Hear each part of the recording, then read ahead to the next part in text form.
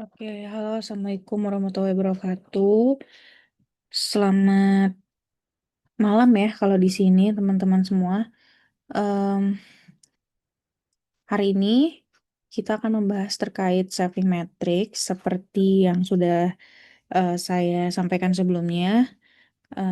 Sengaja saya bikin melalui video agar jika ada beberapa part yang kurang mengerti itu bisa diulang lagi ya. Namun kalau misalnya tetap kurang jelas, itu bisa ditanyakan di kolom komentar di YouTube ataupun di Adlink ya. Oke, jadi metode saving matrix ini sebenarnya adalah metode atau teknik dari rekayasa logistik, tepatnya untuk eh, rute distribusi ya, untuk rute distribusi. Jadi kan kemarin sudah belajar nih basic-basicnya terkait distribusi. Jadi teman-teman diharapkan udah mulai paham sebelum masuk ke teknik saving matrixnya ya dari awal. Oke, jadi saving matrix ini tujuannya adalah untuk meminimalkan total jarak tempuh atau biaya transportasi dengan cara menggabungkan rute-rute tunggal menjadi rute yang majemuk.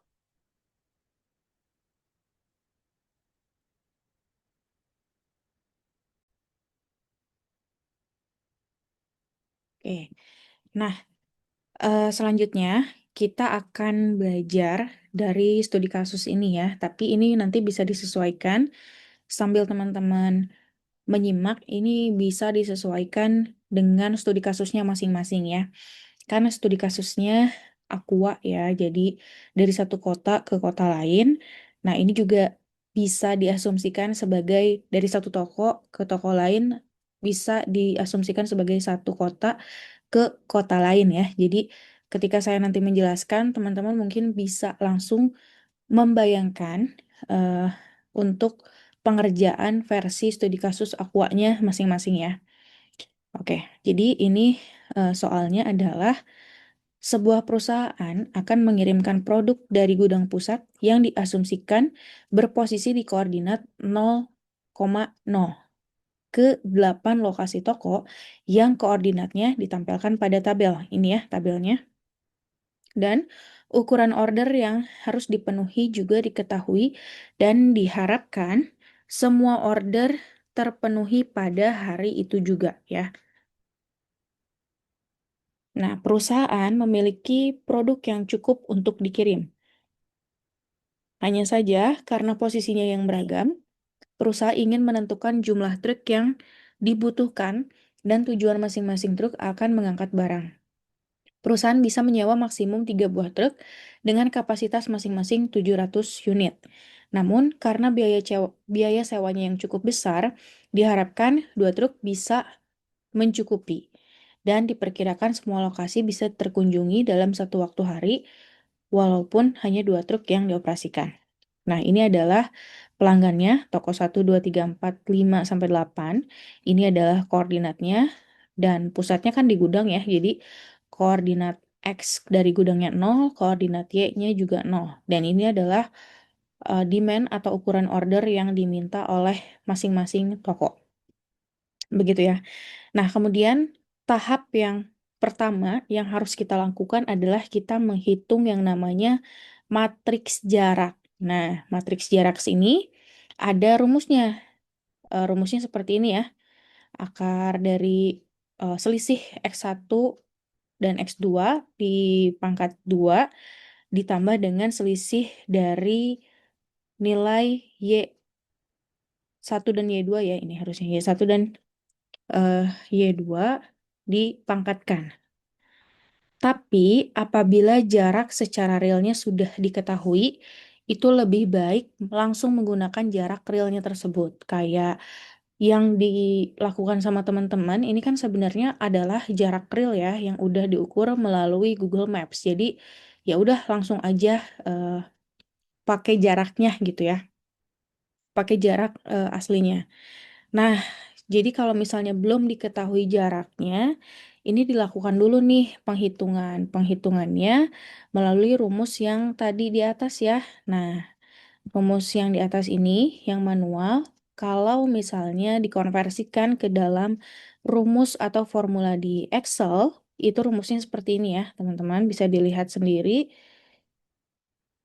Ini adalah sama dengan SQRT atau square root ya. Ini kurung bukanya harus 2 kali karena ada 2 formula yang akan kita formulasikan.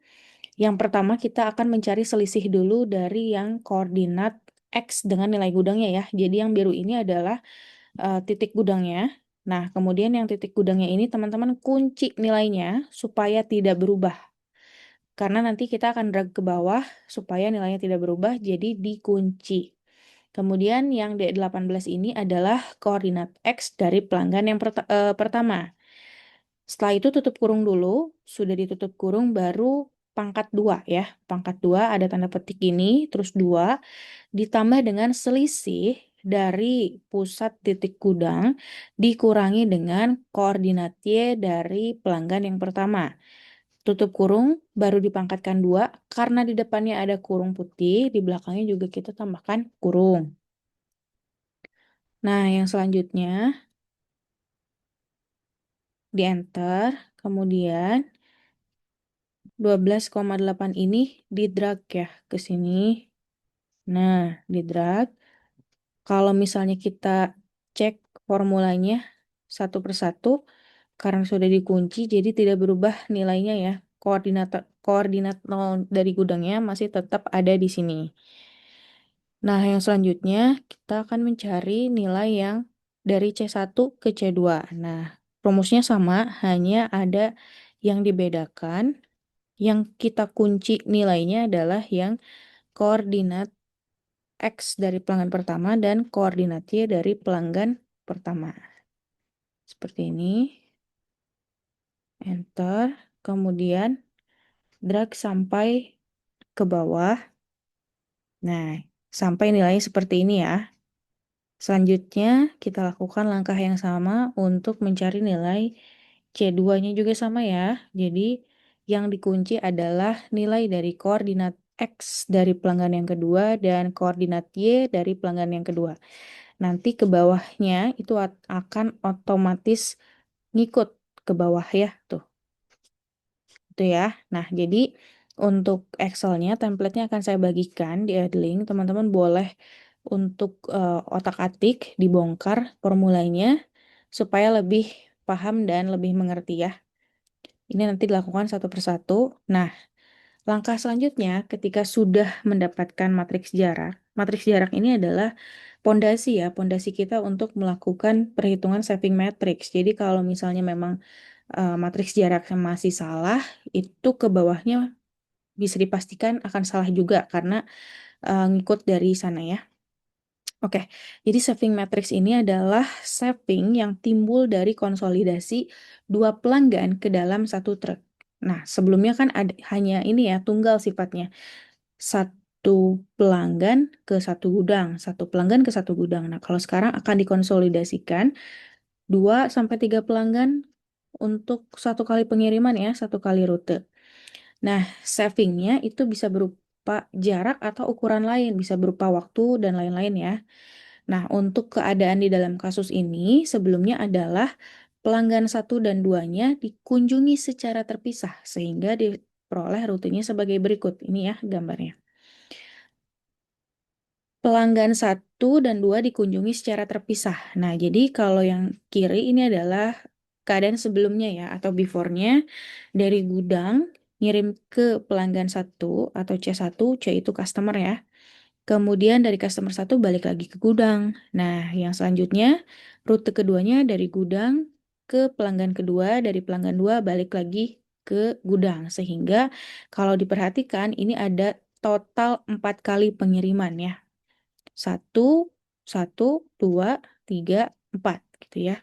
Nah, untuk yang kanan ini adalah keadaan jika kedua pelanggan ini dikonsolidasikan dan akan diperoleh rute sebagai berikut. Dari gudang ke pelanggan 1 atau ke toko 1, dari toko 1 ke toko 2 dulu, dari toko 2 baru ke baru balik lagi ke gudang. Nah, kalau misalnya kita lihat di sini, terus kita lihat dari matriks jarak yang ini, teman-teman bisa lihat kalau jarak dari gudang ke C1 itu adalah 12,8. Ini ya, 12,8 kemudian ditambah dengan jarak dari gudang ke pelanggan kedua. Dari gudang ke pelanggan kedua itu nilainya adalah 10,4 jaraknya. Maka 12,8 ditambah 10,4 dikurangi dengan jarak dari pelanggan 1 dan pelanggan 2 atau jarak dari pelanggan A dan B. Nah, ternyata jarak dari C1 ke C2 itu adalah 13,2. Sehingga kalau misalnya dijumlahkan itu adalah 12,8 ditambah 10,4 dikurang dengan 13,2 sama dengan adalah 10,1. Itu ya. Nah, udah nih kita bikin seperti ini. Kita akan ngikutin skema yang kanan ini tapi ke dalam semua kemungkinan pelanggan ini dalam suatu matriks yang namanya adalah matriks penghematan. Jadi kalau matriks penghematan ini hampir sama ya kayak matriks yang jarak ini, cuman kita udah gak ngitung jarak lagi, tapi ngitung penghematan. Kalau teman-teman notice di sini ada kolom yang hilang, yaitu kolom gudang ya. Nah, ini dilakukannya sama ya caranya kayak tadi. Ini kan udah dicontohin ya. Yang C1 kedua kalau skemanya seperti ini, ternyata jaraknya adalah 10,1. Nah, kita bisa hitung menggunakan rumus, gak usah pusing-pusing ya. Jadi kalau di Excel, teman-teman tinggal arahkan sama dengan, kemudian kita arahkan ke nilai dari gudang ke C1. Jaraknya adalah 12,8. Nah, karena dalam satu kolom kita akan fokus untuk mencari nilai dari C1 atau pelanggan yang pertama, maka nilai dari gudang C1-nya itu yang akan kita kunci. Ini ya, yang biru ini yang akan kita kunci. Ditambahkan dengan jarak dari gudang ke pelanggan kedua, baru dikurangi dengan jarak dari toko satu ke toko kedua. Nah, tinggal di enter. Kalau sudah di enter, teman-teman boleh drag ke bawah seperti ini ya. Nah, di drag ke bawah. Tuh ya. Oke. Nah, ini teman-teman abaikan dulu. Warna-warna ini tadi adalah saya ini ya, nyoret-nyoret supaya gimana caranya teman-teman bisa paham. Intinya seperti itu. Oke, nah yang selanjutnya juga sama. Teman-teman melakukan hal yang sama untuk pelanggan yang kedua sampai yang ke-8. Rumusnya masih tetap sama. Rumusnya seperti ini ya. Jadi nilai dari C2 ditambah dengan C3 dikurangi dengan jarak antar C2 ke C3 itu berapa? Ini ya. Terus dikunci. Kalau udah dikunci, teman-teman dragnya ke bawah ya. Drag ke bawah kayak gini. Terus teman-teman boleh cek dulu ini setiap formula apakah sudah sama nilai kuncinya atau belum ya. Untuk memastikan nilainya sudah sama atau belum. Begitupun dengan nilai yang C3 dan selanjutnya ya. Jadi kalau C3 berarti kita cek dulu jarak gudang ke C3, kemudian ini dikunci nilainya, baru ditambah dengan nilai atau jarak dari gudang ke pelanggan keempat, baru kita kurangi dengan jarak dari pelanggan ketiga dan pelanggan keempat. Tapi jangan sampai terkecoh, bukan yang di sebelahnya ya, teman-teman tolong perhatikan kolom di atas, sorry, baris di atasnya dan kolom di pinggirnya ya. Jadi kalau ini pinggirnya C4 berarti atasnya C3 sehingga jarak dari toko ketiga dan toko keempat itu adalah 11,7 gitu ya. Oke, nah teman-teman silahkan melakukan hal yang sama termasuk kalau yang C7 ini kan untuk C8 berarti rumusnya seperti ini ya. Nah, jarak dari gudang ke C7 dikunci. Sebenarnya nggak usah dikunci juga nggak apa-apa ya, toh nggak akan kita drag ke bawah juga. Ditambah dengan eh, jarak dari gudang ke toko 8 baru dikurangi dengan jarak antara toko ke-7 dan toko ke-8. Nah, gitu ya. Oke, kalau kecepatan bisa di pause dulu. Kalau misalnya ngerasa perlu diulang, silahkan diulang di beberapa part ya, karena saya sengaja bikin ini supaya teman-teman bisa lebih paham, karena penilaiannya tetap dilakukan secara individu ya. Oke, nah yang selanjutnya adalah langkah yang ketiga. Jadi sebenarnya saving matrix ini cuman 4 langkah besar aja, cuman setiap langkah agak apa ya, detail ya, agak detail aja, tapi sebenarnya gampang ya. Langkah ketiga ini adalah matriks penghematan yang sudah mempertimbangkan alokasi kendaraan. Nah, cara-caranya adalah pertama kita usahakan dulu untuk memaksimalkan savingsnya. Jadi awalnya setiap pelanggan kan dialokasikan pada rute yang berbeda ya. Nah, dua rute tersebut dapat digabung menjadi satu rute yang lebih visible jika total pengiriman tersebut tidak melebihi kapasitas kendaraan. Nah, untuk hal ini teman-teman boleh menyesuaikan dengan kapasitas kendaraan masing-masing yang sudah dipilih. Kalau dalam studi kasus ini, kalau teman-teman lihat, di sini ternyata kapasitasnya adalah 700 unit. Jadi, kita tidak boleh menentukan rute, tapi dalam satu rute jumlah ordernya lebih dari 700. Intinya seperti itu ya. Nah, yang ketiga, pada setiap iterasi, kita gabungkan rute dengan saving yang terbesar ke dalam satu rute yang visible. Kita ulangi sampai benar-benar tidak ada lagi yang namanya kombinasi yang memungkinkan untuk menjadi sebuah rute. Nah, penggabungan ini akan dimulai dari nilai penghematan yang paling terbesar karena kita berupaya untuk memaksimumkan penghematan gitu ya. Jadi kalau di riset operasi kan belajar juga ya, kalau tidak memaksimalkan keuntungan, meminimalkan ya. Gitu. Jadi kita mulai dari angka yang paling besar. Nah, kalau misalnya kita lihat di sini di langkah yang kedua, matriks yang kedua ini ternyata nilai yang paling besar di antara nilai yang ada di matriks ini adalah 24,4 ini ya. Ini adalah nilai yang paling besar. Yang merupakan penghematan dari penggabungan antara toko yang pertama dengan toko yang ketujuh. Dan jumlah beban masing-masingnya adalah 320 dan 180. Dari mana? Dari soalnya. Ini udah ada ukuran ordernya ya, 320 dan 120 ini.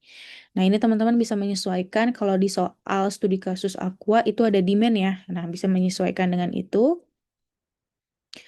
Kemudian kita mulai dari angka 24,4 ya, itu kan 1 dan 7. Ternyata masih bisa karena kapasitas truknya kan adalah 700, sedangkan kalau 320 ditambah 120 sama dengan 600 ya. Oke, jadi kita buat kalau toko 1 dan toko 7 itu kita masukkan ke rute yang pertama. Oke. Nah, yang selanjutnya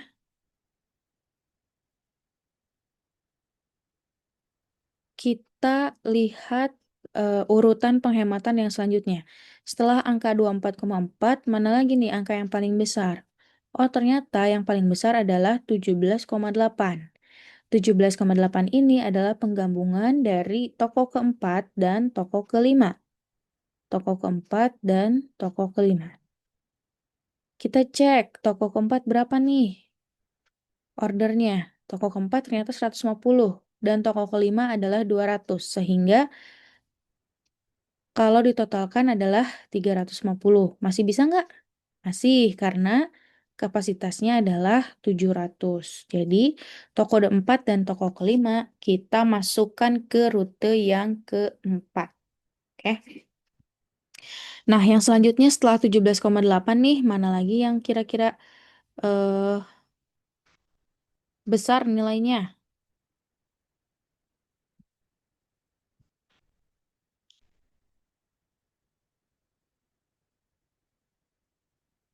Nah, ternyata yang besar nilainya setelah 17,8 ini adalah 17,0. Ini kita bedakan ya pakai warna aja.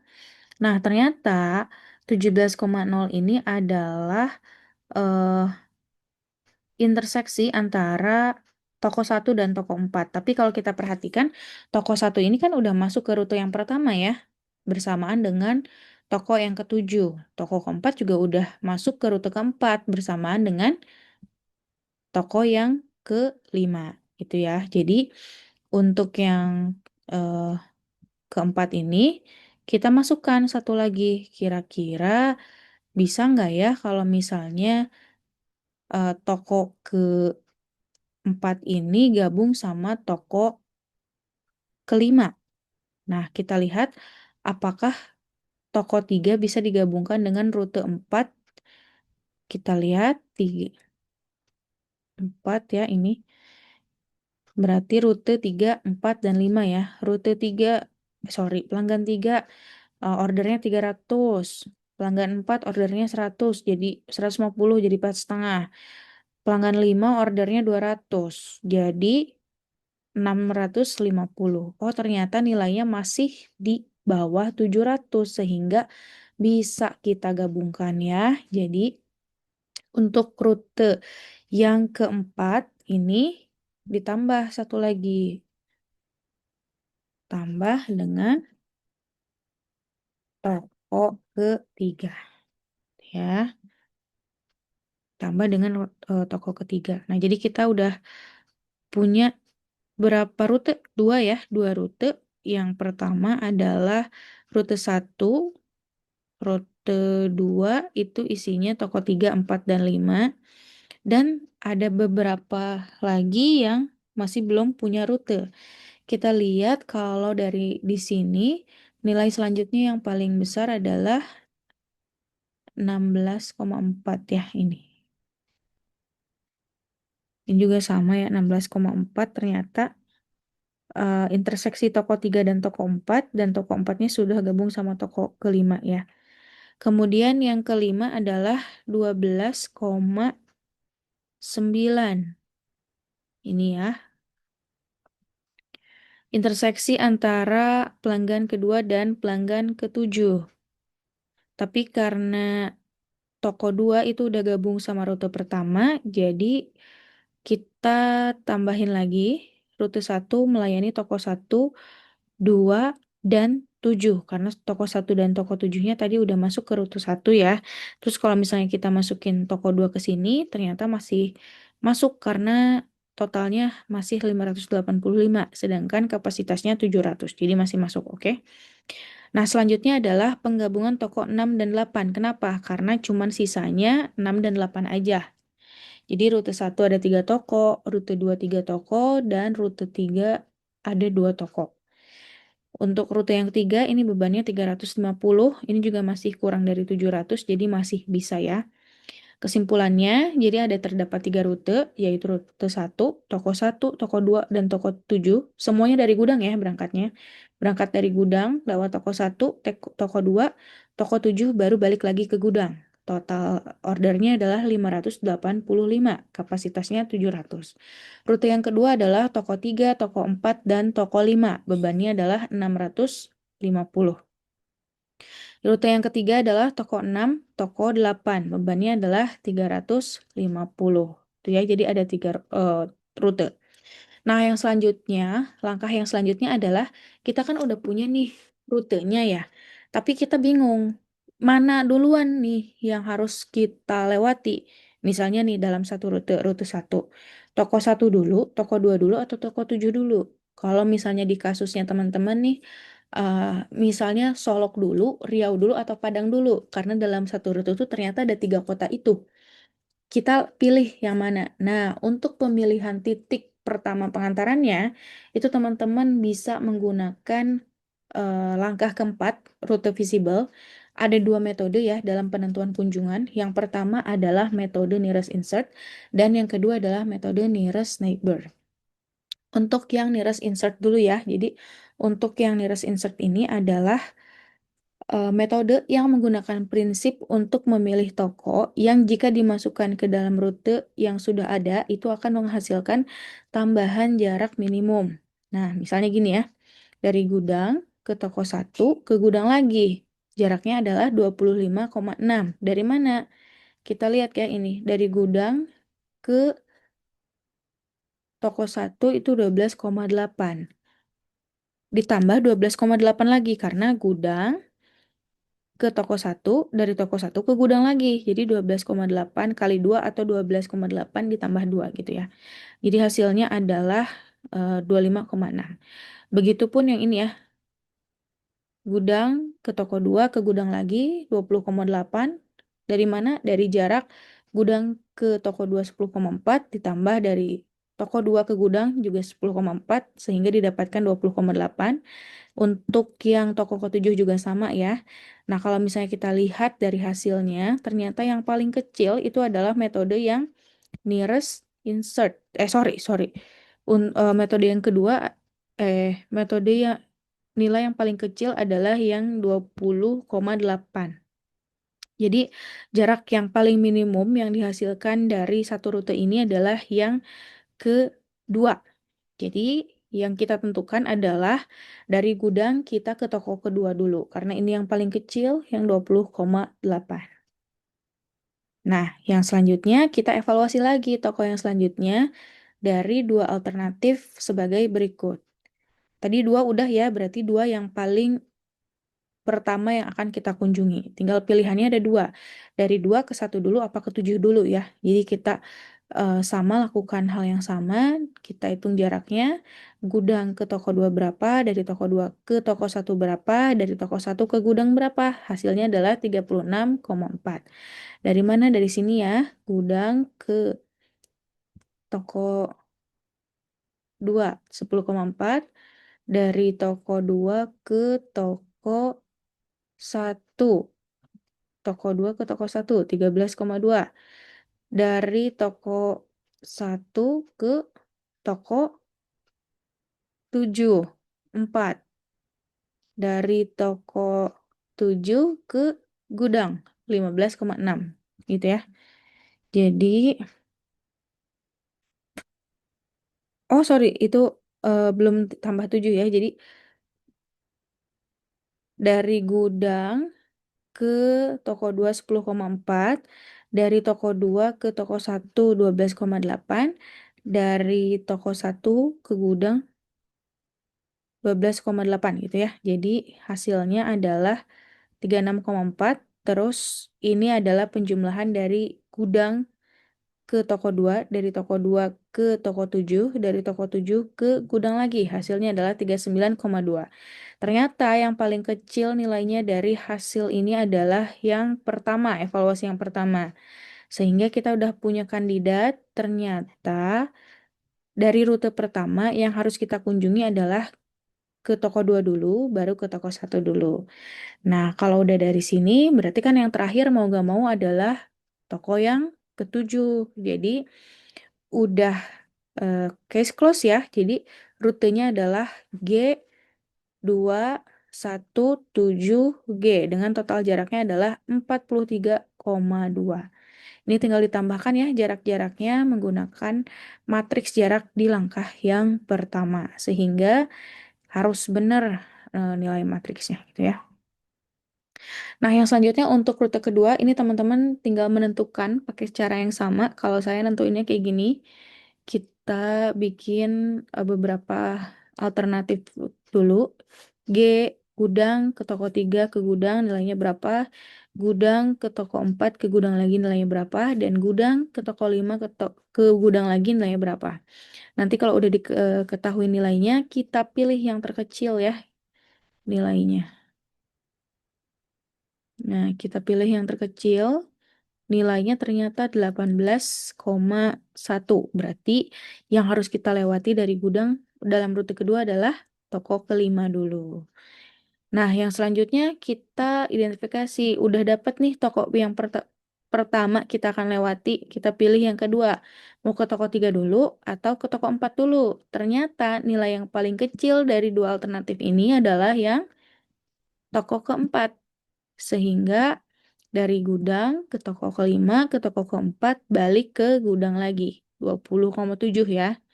Jadi kita udah bisa menentukan karena dari gudang ke toko 5 ke toko 4, berarti yang paling terakhir adalah ke toko 3, baru ke gudang lagi. Nah, jadi udah selesai ya untuk rute keduanya. Gudang, toko kelima, toko keempat, toko ketiga, dan gudang dengan total jaraknya 40. Begitupun untuk yang terakhir, yang rute ketiga. Nah, kalau ini bebas ya mau pilih yang mana karena ternyata setelah saya hitung, dua-duanya sama nih. Mau dari 8 ke 6 dulu 15, dari 6 ke 8 dulu sama. Cuman ini saya pilihnya yang 8 dulu ke 6 ya. Nah, yang selanjutnya ini adalah yang terakhir ya, yaitu metode terakhir dari penentuan kunjungan. Sebenarnya metodenya masih banyak, cuman saya rasa ini dua metode juga udah cukup ya. Ini yang metode nearest neighbor ini, teman-teman bisa menggunakan prinsip untuk menambahkan toko yang jaraknya paling dekat dengan toko yang kita kunjungi terakhir. Dengan cara kita cari toko yang jaraknya terdekat dulu nih dari gudang. Tapi tetap kita mengacu pada kesimpulan yang ini ya. Kesimpulan yang 3 rute tadi. Kita lihat nih dari rute 1, 1, 2, dan 7. Langsung kita lihat dari matriks jarak. Sorry. Dari matriks penghematan. Dari 1, 2, 7. Ternyata toko 2 dulu yang lebih dekat ya, karena jaraknya 10,4. Sorry. Ini ya. 10, toko kedua, toko ke-1, dan toko ke-7.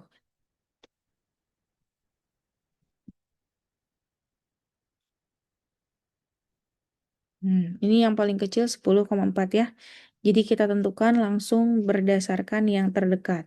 Nah, kalau yang toko paling pertama udah diketahui, kita cari lagi toko yang paling dekat sama toko yang kedua.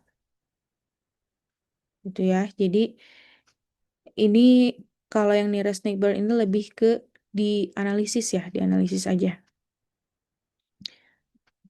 Begitupun sama yang kedua, ternyata yang lebih dekat dari gudang itu toko kelima daripada toko keempat dan toko ketiga dulu. Kita lihat di sini.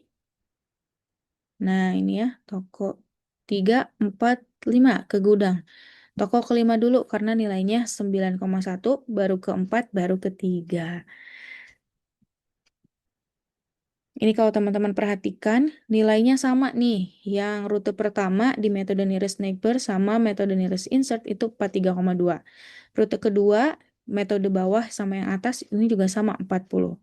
Dan metode ketiga yang ini udah paling gampang banget karena kalau misalnya lihat ke atas, yang paling deket sama gudang itu kan sebenarnya dua-duanya deket nih ya, C6 sama C8. Tapi kalau beda koma 1 ya kita tetap pilih yang 8 duluan yang harus kita kunjungi. Gitu. Tuh ya. Jadi total jaraknya 15, di atas juga sama nih 15. Ya, jadi selesai untuk yang matrix sampai segini aja. Kalau teman-teman bingung, boleh banget tanya di YouTube atau di Adlink. Ini template-nya juga akan saya bagikan supaya teman-teman bisa belajar ngulik ya, ngulik rumus dan formulanya gitu ya. Terima kasih banyak teman-teman atas perhatiannya. Selamat mengikuti ujian.